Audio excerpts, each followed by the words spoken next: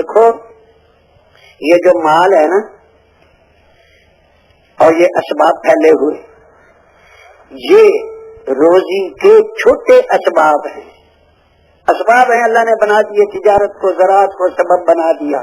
مسبب الاسباب تو اللہ پاک ہی ہے، لیکن یہ جو اسباب ہیں روزی کے یہ چھوٹے اسباب ہیں اور وقتی اسباب ہیں، وقتی. اور یہ جو اعمال ہیں یہ روزی ملنے کے بڑے اسباب ہیں اور دائمی ملتا رہے گا ان اسباب پر، وقتی نہیں، تھوڑی دیر کے لیے نہیں.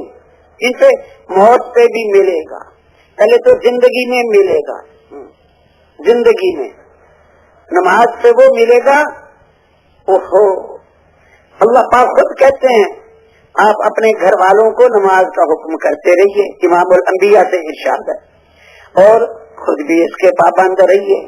ہم آپ سے روزی کموانا نہیں چاہتے، روزی ہم دے دیں گے، آپ اس میں لگو، روزی ہم دیں گے، روزی ہم دے دیں گے. تو نماز روزی کا سبب. روزہ تم پہ روزے فرض کر دیے گئے جیسے تم سے پہلی امتوں پر تھے، تاکہ تم تقوی اختیار کرو، لعلکم تتقون. اس لیے ہیں روزے. روزے سے ملے گا تقوی، اور تقوی پہ کیا ملے گا؟ اللہ ہوتا ہے. تقوی پر اللہ پاک ہر ضیق، ہر تنگی سے فراخی دیتا ہے، اور ایسی جگہ سے روزی دیتا ہے جہاں سے گمان بھی نہ ہو. تقوی پہ ملتی ہے روزی، جہاں سے گمان بھی نہ ہو. اور تقوی پر اللہ پاک کاموں کو آسان کر دیتا ہے. وَمَن يَتَّقِ اللَّهَ يَجْعَل لَّهُ مِنْ أَمْرِهِ يُسْرًا. یہ کام ایک ہے، تقوی والا اللہ پاک اس کا کام چٹکیوں میں کر دے گا، اور دوسرا غیر تقوی والا وہ خاک چھان چھان کے، رو رو کے، مر مر کے وہ کام کرے گا، پھر بھی پتہ نہیں ہو یا نہ ہو. تقوی والے کے کاموں کو اللہ جل جلالہ آسان کر دیتا ہے. تو یہ اسباب جو مادی اسباب ہیں یہ چھوٹے بھی ہیں، تھوڑے بھی ہیں، وقتی بھی ہیں، تھوڑی دیر کے لیے. اور جو اعمال ہیں یہ بڑے اسباب ہیں اور یہ دائمی اسباب ہیں. ہدایت یہ ہے کہ جو آدمی کو مال میں نظر آتا ہے وہ اعمال میں نظر آئے. مال سے زندگی بنتی نظر آتی ہے وہ اعمال میں نظر آئے. جو مخلوق میں زندگی بنتی نظر آتی ہے وہ خالق میں نظر آئے کہ میری زندگی میرا اللہ بنائے گا. اگر یہ لوگ میرے ساتھ ہو گئے تو میری زندگی بنے گی، یہ غلط یقین ہے. ساری دنیا بھی ساتھ ہو جائے، ذرہ برابر نہ نفع دے سکتے ہیں، نہ ذرہ برابر نقصان دے سکتے ہیں. ہاں، ذرہ برابر بھی ساری امت جمع ہو جائے، کرنے والے اللہ پاک ہیں. اللہ جل جلالہ اپنی قدرت سے کرتے ہیں، کرنے میں کسی چیز کے محتاج نہیں. تو اعمال یہ بڑے اسباب ہیں پلنے کے.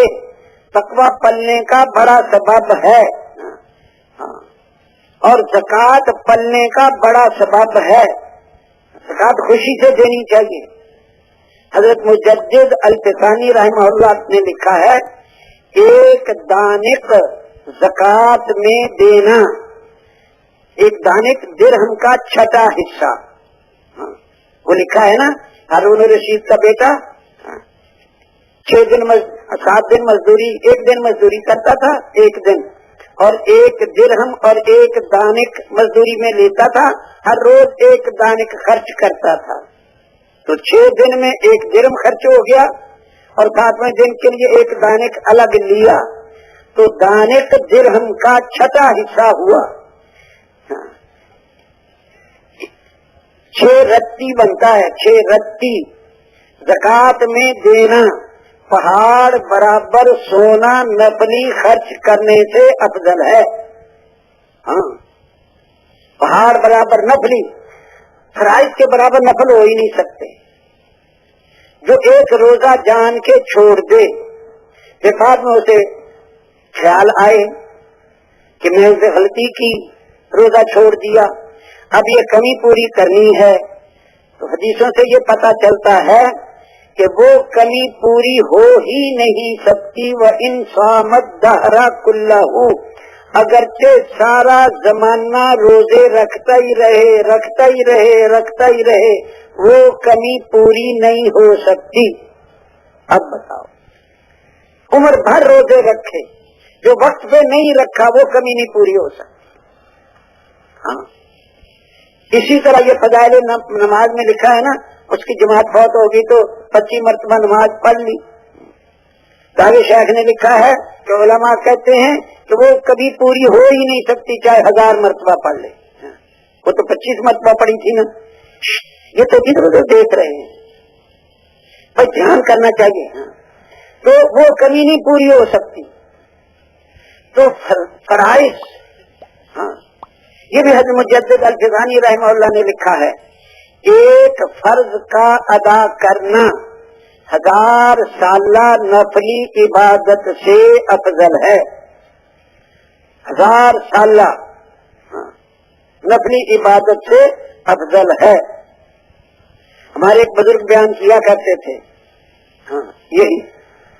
تو میرے پاس وہ کتاب پہنچی مجدد الفزانی رحمہ اللہ کی عربی کی, ان کے مکاتیب, اس میں وہ پہلا ہی مکتوب وہ ہے, ایک فرض کا ادا کرنا 1000 سالہ نفلی عبادت سے افضل ہے. رکعت الفجر خیر من الدنیا وما فیہا, صبح کی 2 رکعتیں ساری دنیا جو کچھ دنیا میں ہے سب سے افضل ہے. تکبیرۃ الاولی خیر من الدنیا وما فیہا, تکبیر اولی ساری دنیا جو کچھ دنیا میں ہے سب سے افضل ہے. یہ جتنے بھی اعمال اللہ عز و جل نے دیے ہیں یہ ہمارے نفع کے لیے, ہمیں اپنے خزانوں سے دینے کے لیے دیے. یہ عمل کر لو, یوں لے لو. کلمے پہ کتنا ملتا ہے؟ 7 زمین آسمان مل کر بھی وہ نہیں بن سکتا جو کلمہ پر ملے گا. روزے پہ, زکات پہ, حج پہ, عبادت پہ, تلاوت پر جو ملے گا وہ دنیا میں سما ہی نہیں سکتا. اس لیے آخرت میں اس کا ملے گا, آخرت میں. اور دنیا میں اس کی برکات دنیا میں بھی مل جائیں گی, دنیا میں بھی اس کی برکات مل جائیں گی. تو ہم ساری دنیا والوں کی خدمت میں عرض کر رہے ہیں, دیکھو اللہ جل جلالہ نے ہمیں عطا کرنے کے لیے یہ اعمال دیے ہیں. علم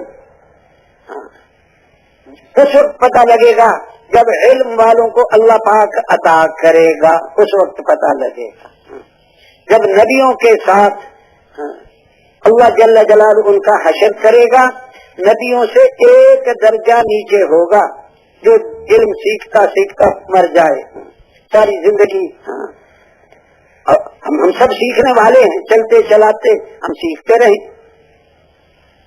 اللہ کا ذکر کرنا, اللہ ہی ساتھ ہو جاتا ہے جل جلالہ. انا معہ اذا ذکرنی, میں بندے کے ساتھ ہو جاتا ہوں جب بندہ مجھے یاد کرتا ہے.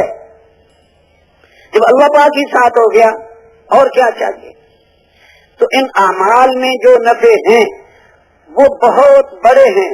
جو ہمیں مال میں نظر آتا ہے وہ اعمال میں نظر آئے, جو مخلوق میں نظر آتا ہے وہ خالق میں اللہ کے ساتھ ہونے میں نظر آئے.